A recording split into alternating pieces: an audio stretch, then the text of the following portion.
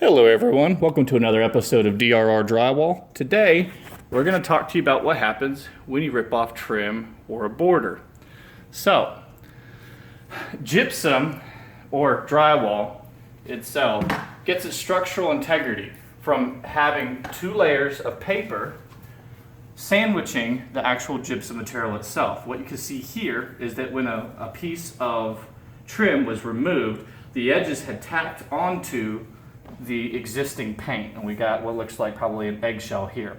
And so you have the paper itself that's scuffed and turned loose. So the way to address this without continuing to have issues bubbling is a couple of different processes. The first is you need to debride the area. So you have a regular razor knife here. This is a Milwaukee Fastback 2. It's got a nice little storage blade in it, thank you Milwaukee. But basically, you just take your sharp razor blade at about a 45-degree angle and you want to score in towards the affected area. Doing so allows this side of the drywall to lay down and this side of the drywall to lift up. In a minute, you'll see why that's important. Now you're going to go ahead and go about 3/4 of an inch or so past your affected area so that you can make sure you include it. Now, don't worry about this border up here. That's going to come down. This is just, honestly, just to show you how it's done. Ignore the border. Border removal will be another video, as you can see. But you go ahead, you do it on the bottom side, it's almost an ellipse, and then you do the top side. Again, 45-degree angle, 3/4 of an inch past the area that's been affected, and allowing the back edge to lay down and the front edge to lip up. You're going to go ahead and give yourself around 1/2 of an inch or so, and you can actually get right up to the affected area when you're going around the sides and not the end. But in so doing this, it gives you the greatest chance that you only have to, get into it once. One shot, one kill, as it were. Then you're going to go ahead and you're going to pock up this end. And if we did this correctly and deep enough and wide enough, this is going to turn loose as a solid piece, like so. And so this is what you have going on here. You can see the different layers and different colors of the drywall, actually of the paper itself. And now you have loose paper. Now, this will bubble on you as it sits, but if you'll go ahead and get a sanding sponge, like what I have here, this is a coarse and fine, or a coarse and medium, I should say. And you're going to go ahead and finish debriding the area. And that means you're going to take the coarse area of your drywall sponge and go ahead and take off all of that area right here. Work it back and forth, up and down, and that allows those paper fibers to go ahead and turn loose and release. And so now, I flipped the sponge over, and you have it nice and smooth. Now, a lot of us would think, okay, I could just mud that and I'll be good, right? Wrong. What you need to do again is go around the edges and make sure you got everything that's loose. See all that paper right there? And remember how we said at a 45-degree angle?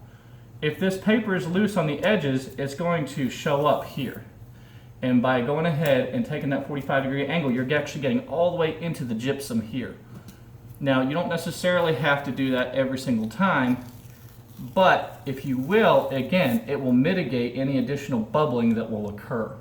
And so we're going to go ahead and just take care of this real quick all along that edge as much as we deem appropriate. We're pretty good right now, honestly. You don't have to get too crazy with it, because the next step is going to be using a product called Guards. Now, Guards is, you can find it at your Ace, True Value. Sometimes you can go ahead and find it at Home Depot. I want to say that they had a Lowe's online as well. I'm going to bride this while we're talking about it. But Guards is a sealer.